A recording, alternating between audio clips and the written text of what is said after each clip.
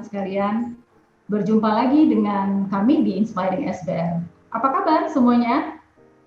Semoga kita semua dalam keadaan sehat ya, dan tetap produktif di masa pandemik ini.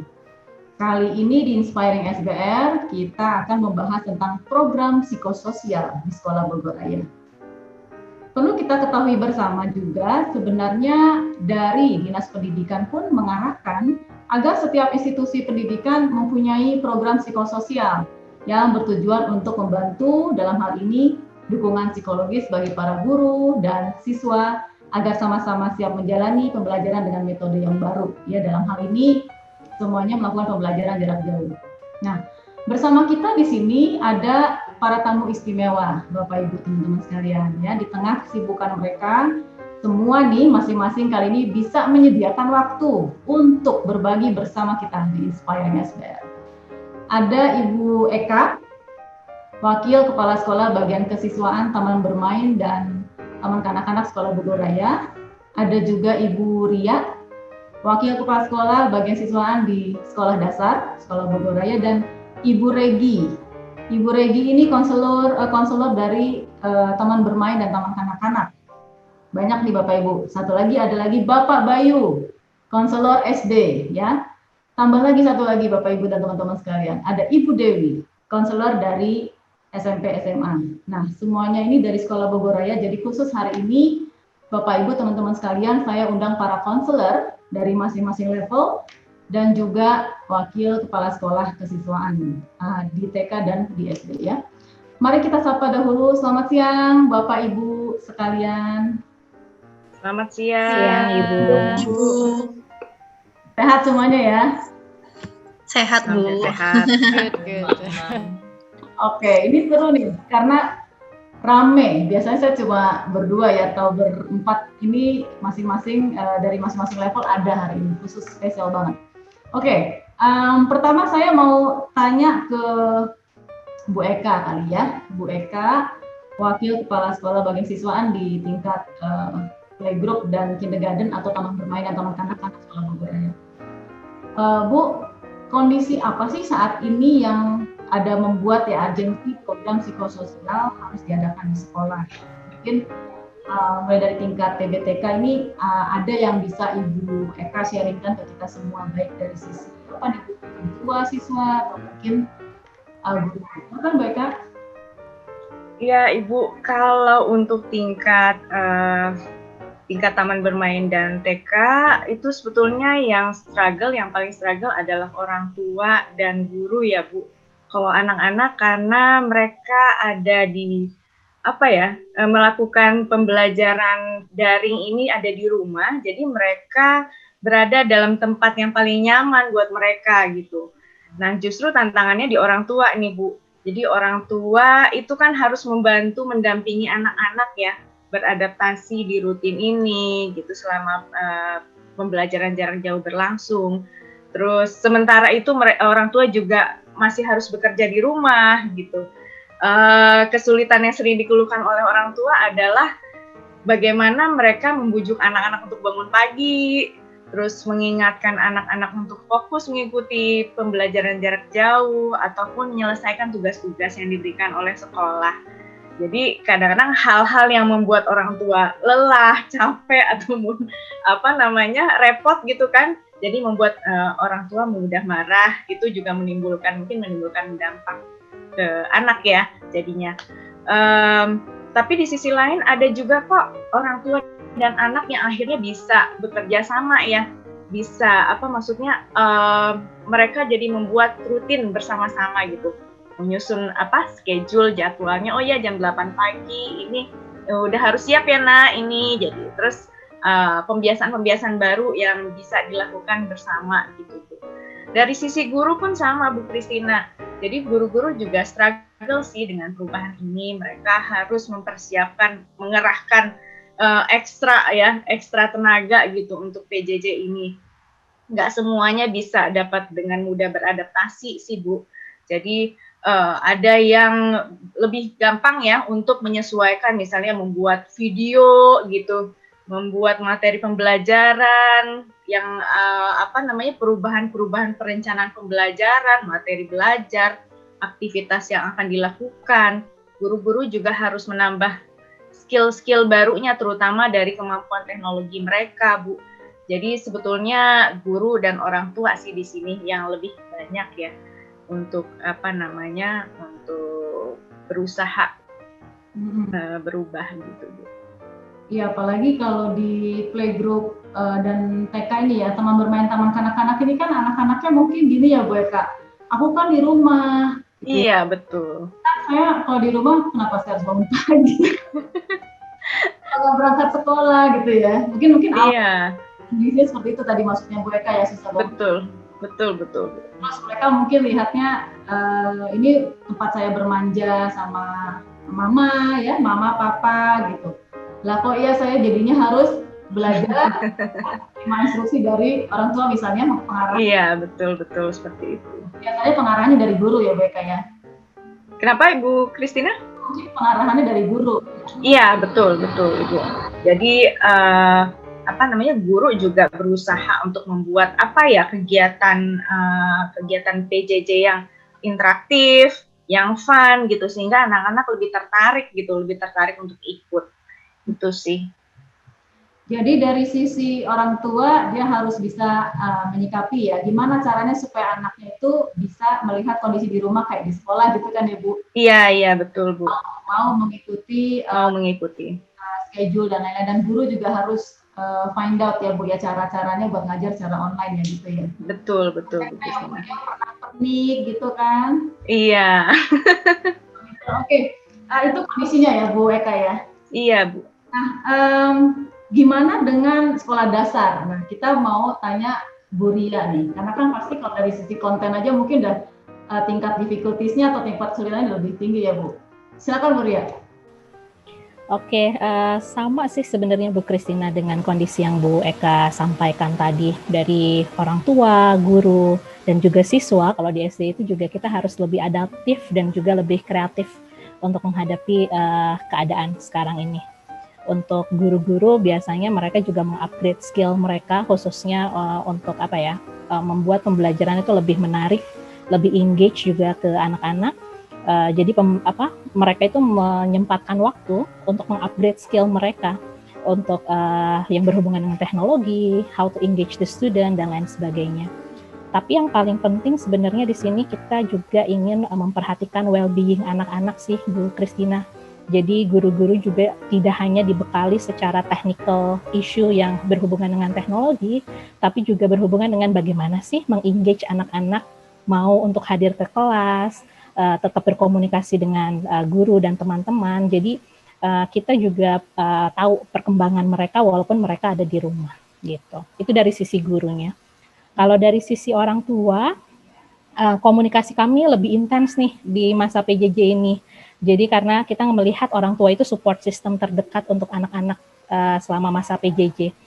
Kita bisa tahu kesulitan yang mereka hadapi seperti apa, dan kita juga sangat open untuk orang tua ingin bertanya, memberikan feedback, dan menginformasikan semua hal yang terjadi kepada anak-anak.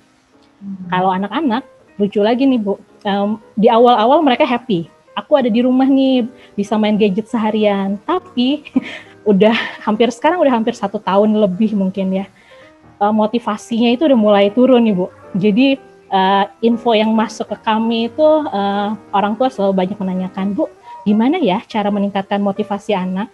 Gimana ya biar mereka mau ikut sesi tanpa diingatkan?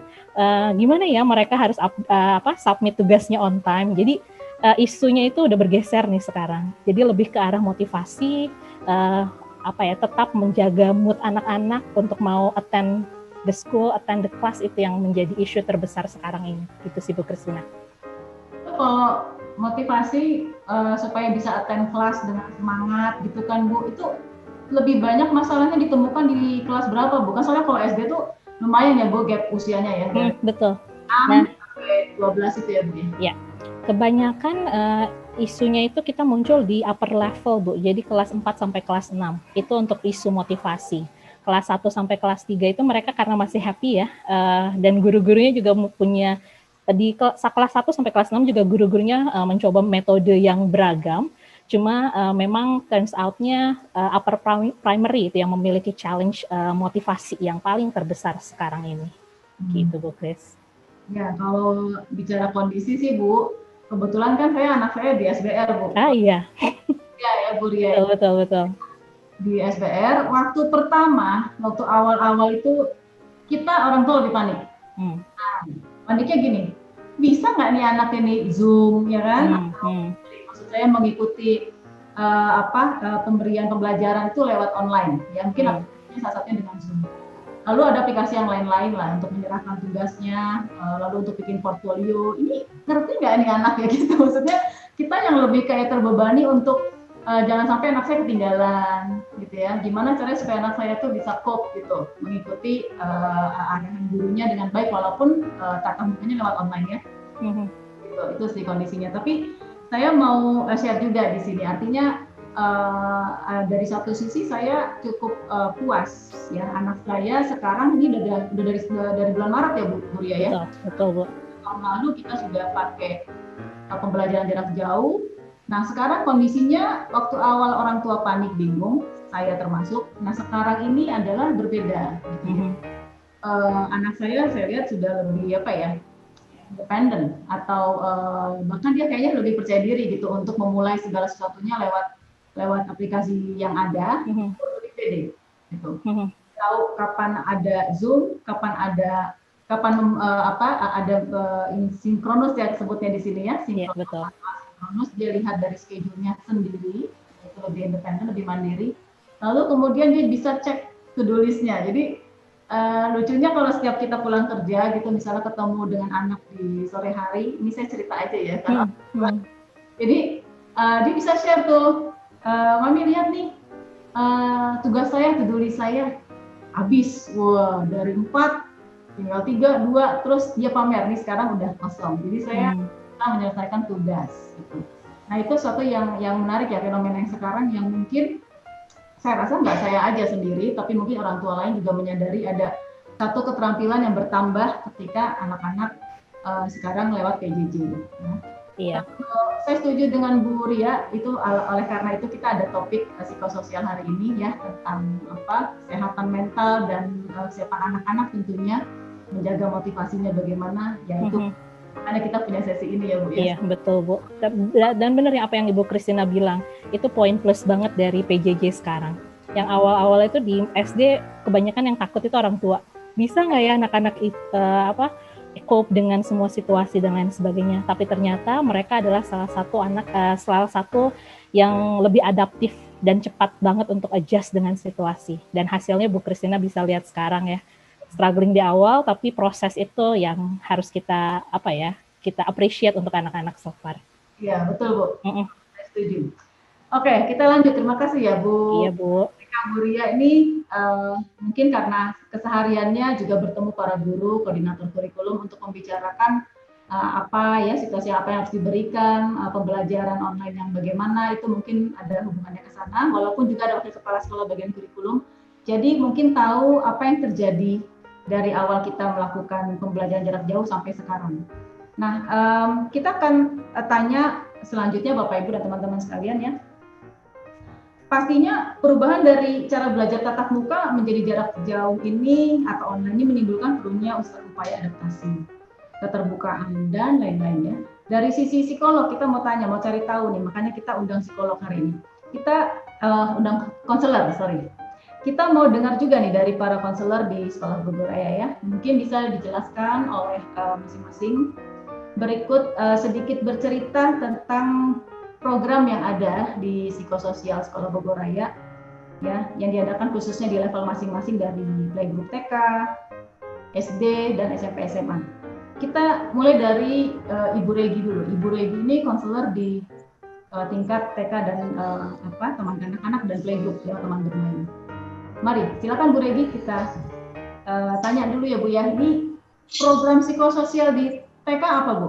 Mungkin bisa di-share ke kita. Iya, oke Ibu. Jadi menanggapi yang Ibu Eka mention sebelumnya ya Bu ya, mengenai tantangan dan kendala selama online learning ini PJJ begitu ya. Jadi memang salah satu kendalanya kan adaptasi begitu ya. Seperti yang kita tahu juga memang anak-anak usia PGTK ini masih terbatas ya Bu kemampuannya untuk mengekspresikan emosinya baik secara verbal maupun nonverbal begitu. Terkadang salah satu ventilasinya juga kan jadi anak tuh menunjukkan perilaku tertentu seperti mogok sekolah begitu, menangis jika disuruh online learning, terkadang juga bisa tantrum. Nah, maka situasi-situasi ini juga yang memang menjadi kendala begitu ya. Dan pada akhirnya dari situasi-situasi seperti ini, kita memang dari PGTK sendiri membuat suatu program-program psikososial gitu. Yang pertama kita buat itu memang mulai dari observasi Ibu. Ini disebutnya dengan general observation, begitu, observasi menyeluruh ya di setiap level, di level K1, K2, K3, dan prep begitu ya. Jadi observasi ini kita lakukan untuk mengumpulkan data dan mengidentifikasi apakah ada masalah-masalah terkait perilaku anak gitu ya selama proses pembelajaran berlangsung. Kemudian kita juga mempunyai program monthly meeting di mana kita meeting dengan wakil kepala sekolah Ibu Eka gitu ya, dengan juga guru-guru kelas setiap bulannya. Tujuannya untuk bertukar data serta informasi Bu. Jadi kita menyamakan persepsi juga mengenai hal-hal dan masalah-masalah di kelas gitu ya. Seperti apakah evidence yang kita punya itu juga dimiliki oleh guru kelas, atau adakah additional information dari guru kelas yang mungkin bisa kita sampaikan begitu. Dan di monthly meeting juga kita school counselor ini memberikan tips-tips yang bisa guru kelas lakukan terlebih dahulu ya untuk meminimalisir dampak dari permasalahan yang ada. Kemudian setelah monthly meeting selesai diadakan begitu ya, kami akan masuk ke dalam observasi khusus Bu.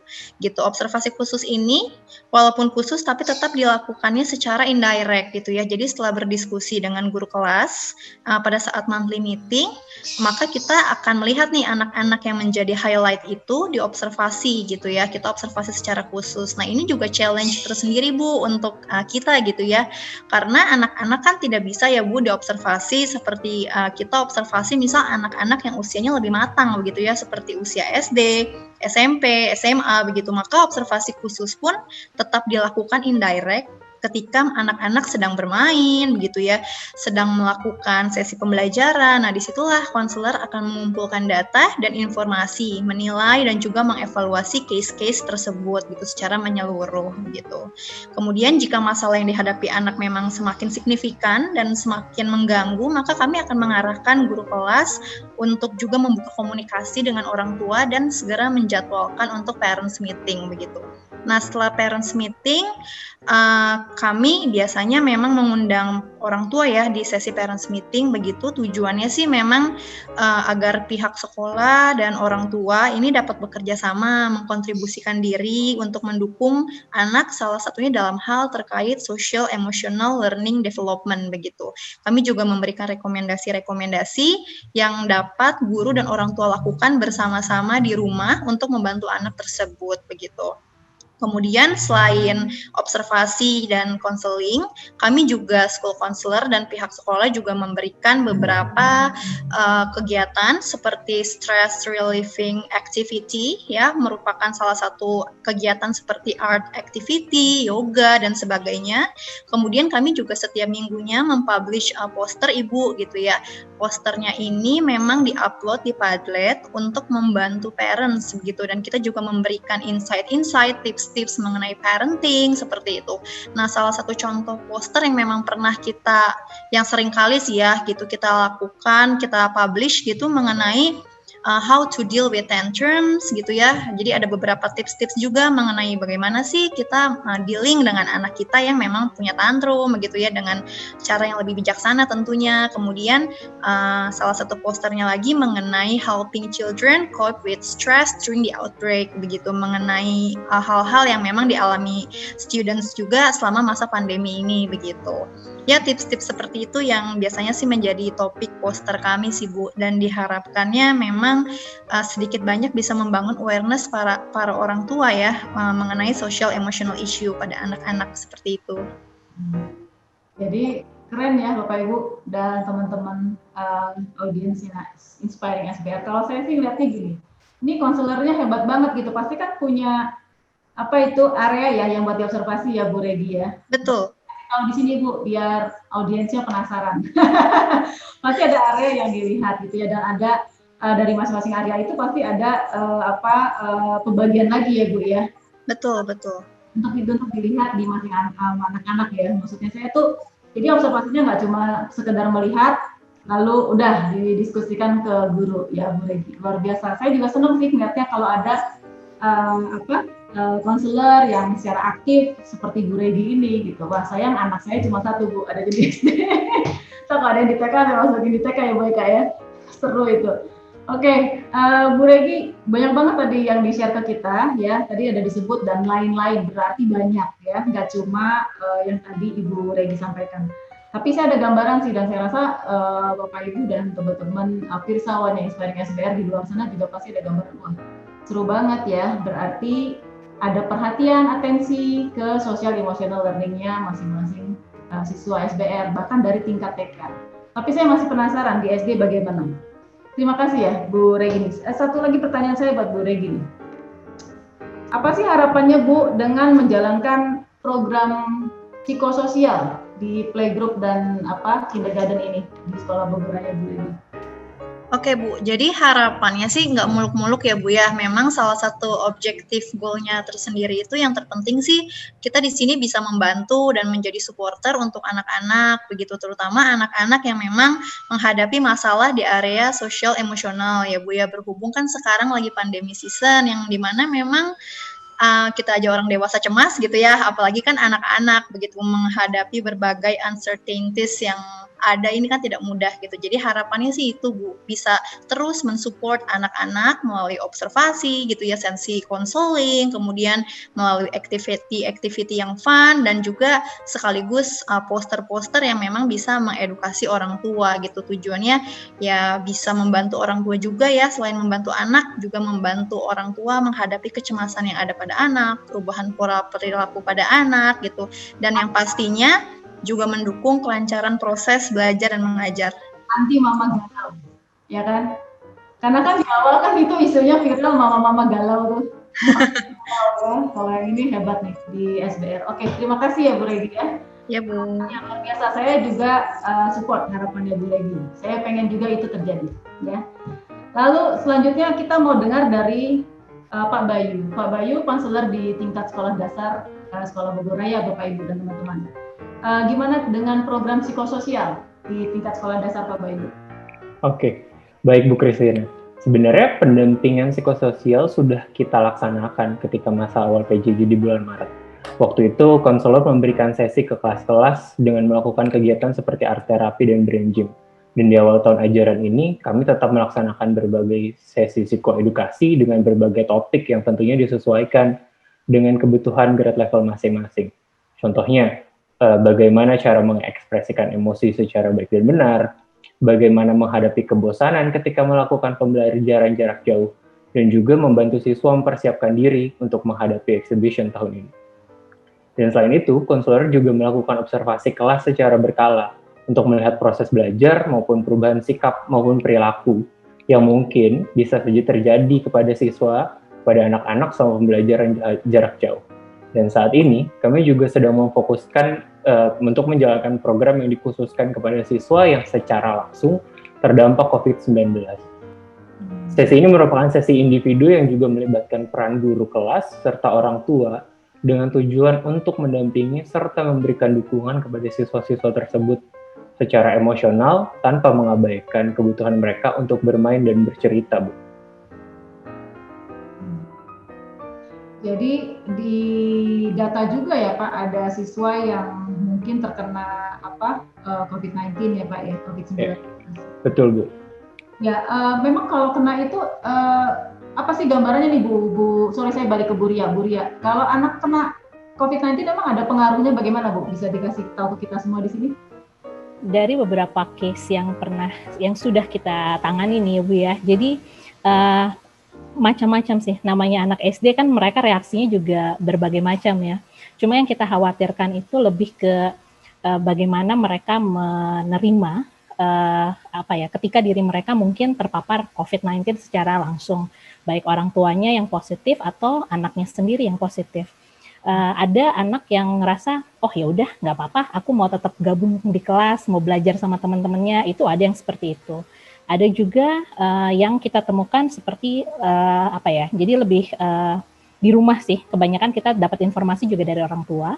Jadi kayak karena terpisah dari orang tuanya, jadi aduh aku nggak mau sendiri. Kok yang tadinya biasanya rumah ramai dengan banyak orang, tapi karena di satu keluarga itu terkena COVID atau ada yang positif, jadi harus diungsikan kan. Jadi kok jadi sepi ya, kok aku nggak ada teman main ya, nggak ada teman untuk ngobrol ya. Lebih ke arah sana sih Bu Christina.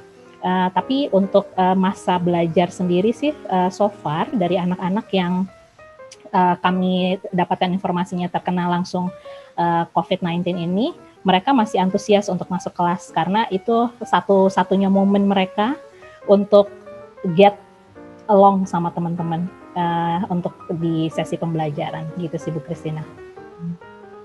Ya, jadi Bapak Ibu teman-teman sekalian luar biasa ya para konselor ini ya. Kita baru dengar dari 2 konselor loh, belum konselor yang dari secondary di SMP SMA ya Ibu Dewi.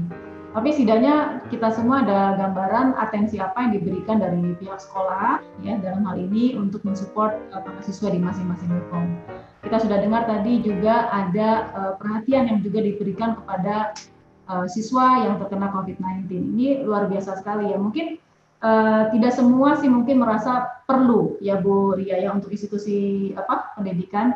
Tapi sejalan dengan instruksi dari pemerintah juga sebenarnya ya, kita juga harus melihat kondisi seperti ini, lalu bagaimana meresponinya seperti itu. Dan luar biasa Sekolah Bogor Raya ini ya, masih ada bentuk perhatian-perhatian juga khusus yang sengaja dibuat, bahkan diplankan gitu kan, dalam bentuk psikososial program yang diberikan kepada siswa dan juga orang tua serta guru. Baik, sekarang kita mau ke Ibu Dewi.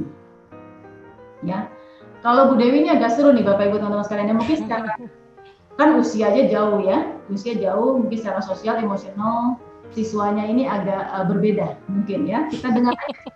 Silakan Bu Dewi. Iya Ibu. Sebenarnya sih tantangannya, challenge-nya itu mirip ya Bu, adaptasi. Karena toh situasinya juga sama gitu. Tapi memang benar needs-nya yang berbeda karena memang tugas perkembangannya juga sudah berbeda. Kalau untuk anak-anak remaja sendiri, stay at home tuh struggle-nya luar biasa. Karena basisnya kebutuhan terbesar mereka sosialisasi gitu. Memang itu masa-masanya mereka lebih dekat sama teman daripada sama orang tua. Jadi udah ada kebutuhan itu ditambah kalau misalnya memang di rumah yang namanya remaja kan pasti punya konflik komunikasi sama orang tua gitu. Jadi lebih restless lagi tuh. Lebih butuh lagi ke sekolah. Beberapa siswa itu bolak-balik bilang kapan sih kita offline gitu.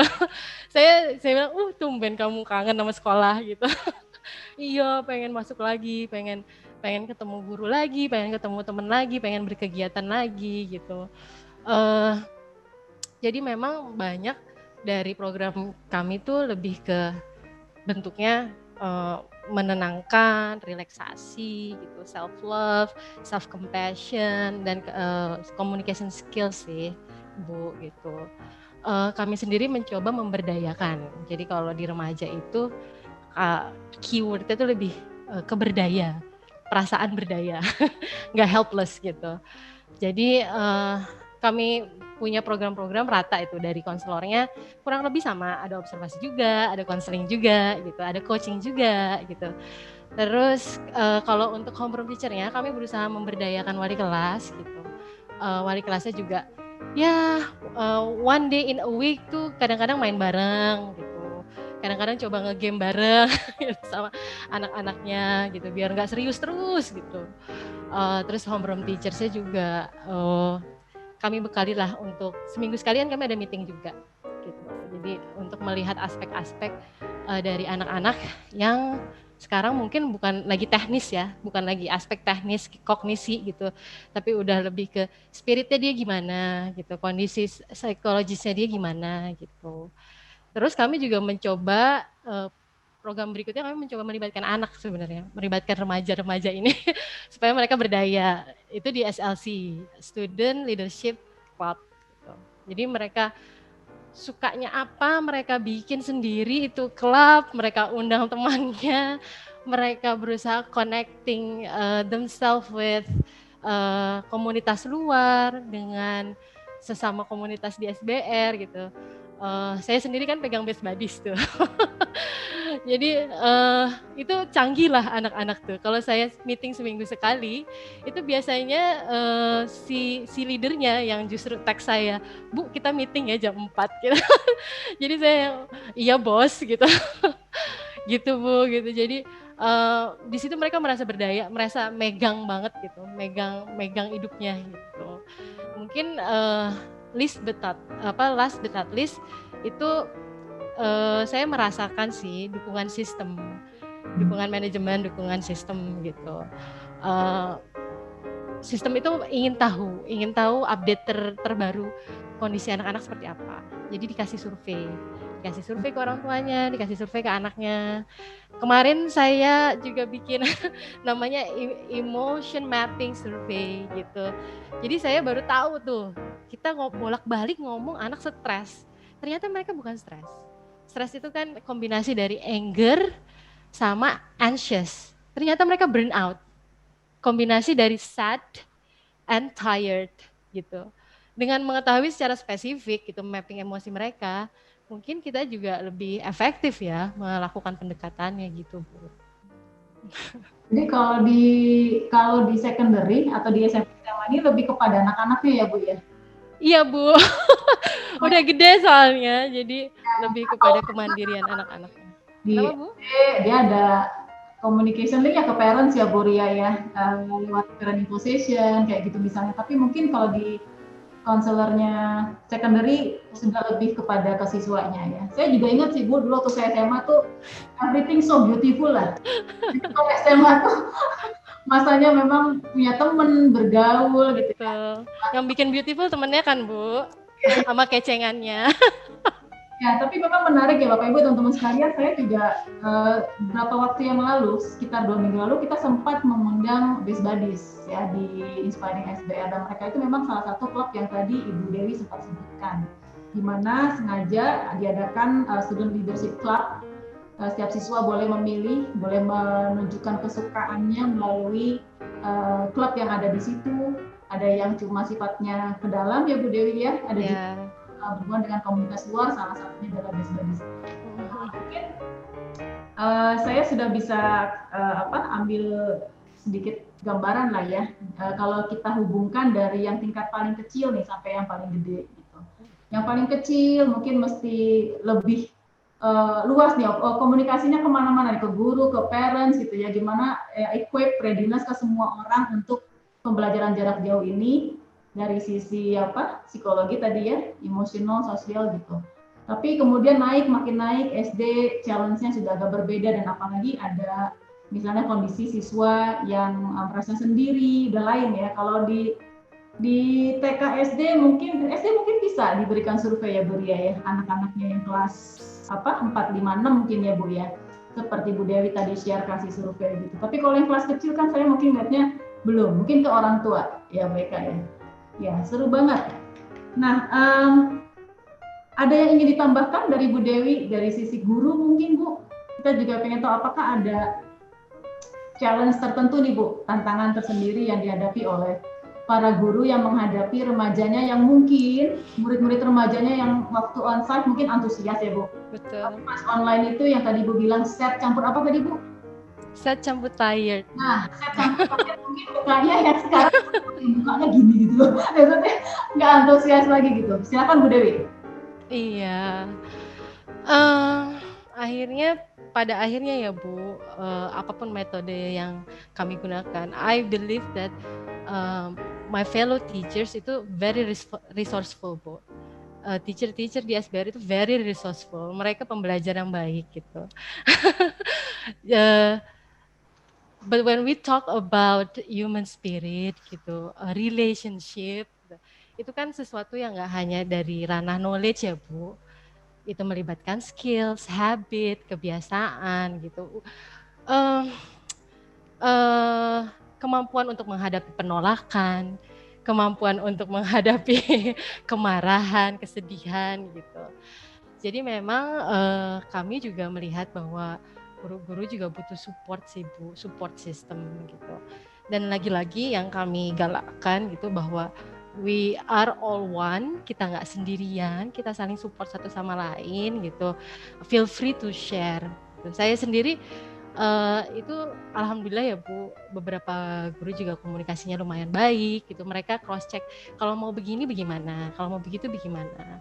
Dan saya selalu meng-highlight ke guru-guru, nggak cuman kita resourceful, anak kita juga resourceful. Kadang mereka tahu sesuatu yang kita belum tahu. Hanya saja mereka belum settled gitu. Untuk apa mereka menggunakan apa yang mereka tahu, resource mereka, kapan, di mana, bagaimana, sama siapa gitu. Itu hal-hal yang butuh kita bimbing. Jadi mungkin sifatnya lebih ke bimbingan, membimbing gitu. Karena sebenarnya dari segi knowledge mereka sudah cukup resourceful menurut saya. Oke. Baik, terima kasih untuk waktu dan kesempatan yang luar biasa ini, Ibu Irina Eka, Ibu Ria Nur Aprilianti, dan juga Ibu Regina Edelin, Ibu Bapak Bayu, dan juga Ibu Dewi dari Sekolah Bogor Raya. Ya. Silakan. Sama-sama Bu Christina. Kembali senang sekali bisa berbincang-bincang dengan Bapak Ibu sekalian. Oke. Nah, Bapak Ibu teman-teman, cukup sudah perbincangan kita hari ini mengenai psikososial atau program psikososial di Sekolah Bogor Raya yang dikembangkan oleh masing-masing level dari tingkat taman bermain sampai tingkat sekolah menengah atas. Ya. Jangan lupa untuk subscribe YouTube channel Sekolah Bogor Raya, like dan share, because we are learning together and inspiring success. Sampai jumpa lagi.